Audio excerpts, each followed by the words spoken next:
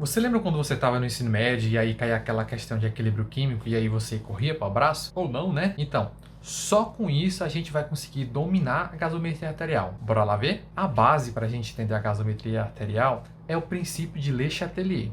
Você lembra dele? O Le Chatelier foi um químico francês que disse a seguinte frase e a contribuição para a química. Quando um fator externo atua sobre um sistema em equilíbrio, este se desloca no sentido de diminuir a ação deste fator sobre o sistema, buscando um novo equilíbrio. Bora simplificar essa frase. Ele quer dizer o seguinte, que toda vez que você tem um sistema que sai de equilíbrio, o próprio sistema vai dar seus pulos para tentar compensar essa descompensação do equilíbrio dele.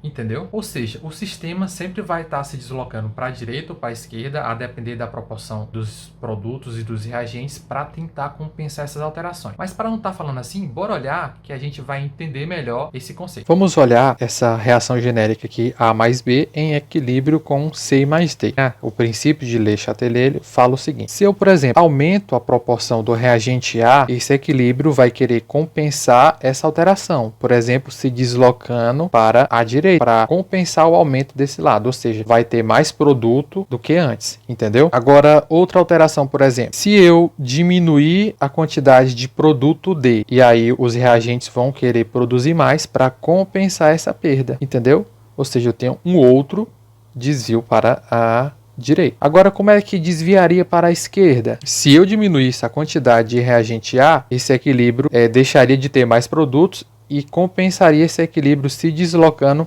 para os reagentes, para a esquerda, né? Se deslocar. Assim como se eu fizesse outra alteração, que seria o quê? Se eu aumentasse tanto D quanto C, ele compensaria esse equilíbrio para a esquerda, para evitar esse aumento tanto do lado dos produtos. Entendeu? Essa é a base, princípio de Le Chatelier. Eu acho que deu para a gente entender um pouco do princípio de Le Chatelier e um pouco da aplicação prática dele. Agora vamos contextualizar isso para a gasometria arterial. Bora lá? Para o nosso organismo conseguir controlar o pH sanguíneo, ele dispõe de um mecanismo muito inteligente, que é uma solução tampão. Essa solução tampão, a gente pode descrever ela da seguinte forma, né? H2O mais CO2 produzindo um ácido carbônico. Esse ácido carbônico ele é tão instável que ele vai se dissociar e a gente vai ter a seguinte equação: H2O mais CO2 em equilíbrio com H+, mais bicarbonato.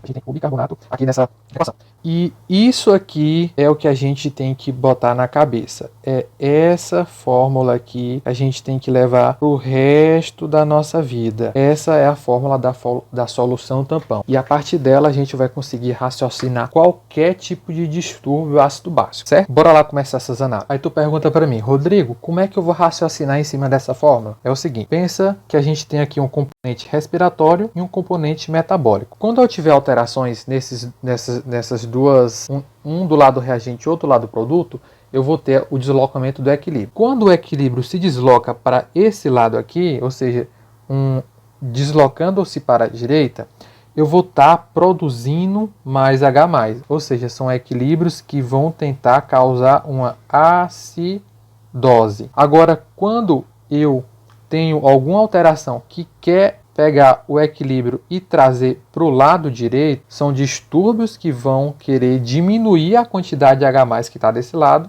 ou seja, são distúrbios que vão causar alcalose. Bora dar um exemplo para ficar mais claro. Se eu diminuir a quantidade de bicarbonato aqui desse lado, o equilíbrio vai querer vir para o lado direito. Vocês concordam? Ou seja, é um equilíbrio que vai tentar compensar a perda do bicarbonato. É um tipo de equilíbrio que está se deslocando para o lado direito, é uma acidose. Uma acidose de que cunho? Que está a custas de bicarbonato. Uma acidose metabólica, certo? Agora, mudando o exemplo. Se eu aumento esse bicarbonato, eu vou querer trazer esse equilíbrio para o outro lado, certo? Se eu trazer esse equilíbrio para o outro lado, eu vou estar causando uma alcalose, certo? Alcalose. Por que alcalose? Porque eu estou perdendo H+, porque eu estou tirando o lado que tem H+. Uma alcalose que vem da onde? De cunho metabólico, ou seja, uma alcalose metabólica. Entenderam? Agora vamos raciocinar em cima do CO2. Se aumentar a quantidade de CO2 aqui, esse equilíbrio vai querer vir para o lado direito, certo? Ou seja, eu vou querer produzir mais H+, ou seja, eu tenho uma acidose, né? Uma acidose é a custa de quem? De CO2, ou seja, uma acidose respiratória. Agora vamos mudar isso aqui. Se eu diminuir a quantidade de CO2, esse equilíbrio vai querer vir para esse lado. Ou seja, eu estou diminuindo a quantidade de H+, do lado dos produtos. Ou seja, eu vou querer ter uma alcalose. Uma alcalose a custas de quem? De CO2. Ou seja, uma alcalose respiratória. Com isso, a gente consegue entender qualquer distúrbio e se está compensado ou não. Bora lá. Bora entender esse primeiro exemplo aqui. Eu tenho um pH que é de 7,26, ou seja, um pH que está ácido, ou seja, eu tenho acidose. Essa acidose está à custa de quem? O PCO2 é 40, e 40 aqui está dentro do valor de referência. E eu tenho um bicarbonato que é 16. O 16 está abaixo do valor de referência. Eu tenho um bicarbonato que está abaixo. Vocês concordam? Ou seja, eu tenho uma acidose metabólica. Agora pensa comigo naquele negócio de Le Chatelier que a gente conversou. Quanto diminui o bicarbonato, esse equilíbrio vai se deslocar para a direita e tu vai ter uma acidose. Então, por exemplo, esse valor desse pH aqui, ele nem precisaria dar para você não, entendeu? Você apenas entendendo que diminuiu o bicarbonato e que a PCO2 está normal, tu está tendo um distúrbio que está tendendo para uma acidose, entendeu? Então, você aqui tem uma acidose metabólica. Agora, vamos fazer outro exemplo. Este outro exemplo, a gente tem aqui um pH em alcalose, porque ele está 7,48, é acima do valor de referência. Um pH que está em alcalose, e tu olha os valores de referência de PCO2 e de bicarbonato. Olha como é que eles estão.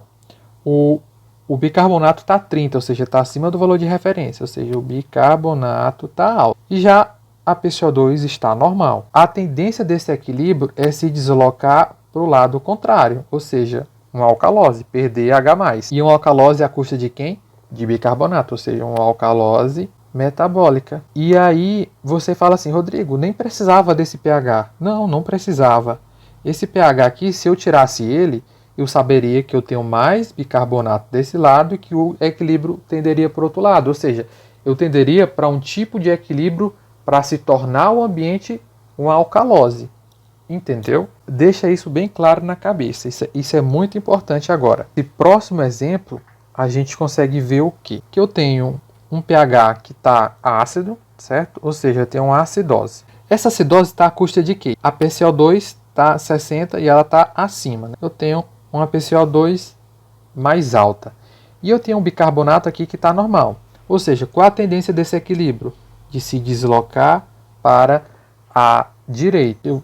Eu só confirmei aqui o que eu já estava pensando, que eu tenho um equilíbrio tendendo para a acidose. Ele está em acidose. E é uma acidose que depende de quem? Da respiração. Ou seja, uma acidose respiratória. Acidose respiratória. Este outro exemplo, ele confirma também o que a gente já está falando. Eu tenho uma PCO2 que está baixa, abaixo do valor de referência. E eu tenho um bicarbonato que está normal. A tendência desse equilíbrio é se deslocar para a esquerda, ou seja, ter um distúrbio de alcalose. Eu olho para o pH aqui dele, confirma que é uma alcalose. Alcalose que de origem o quê? Respiratória. Agora, eu quero que fique claro aqui que quando você tem um distúrbio, seja de alcalose respiratória, metabólica ou acidose metabólica e respiratória, a gente tem compensações. E eu não considerei essas compensações aqui nesses exemplos, né? Coloquei alguns valores aqui arbitrários para a gente tornar mais didático.